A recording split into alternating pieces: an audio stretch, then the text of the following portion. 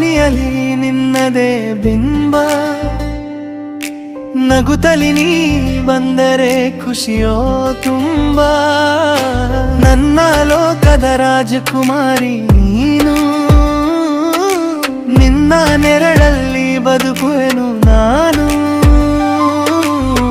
ದೂರ ಹೋದರೂ ಜೊತೆಯಲ್ಲಿ ಇರುವೆ, ನಿನ್ನ ಪ್ರೀತಿಯ ಅಮಲಲ್ಲಿ ತೇಲುವೆ.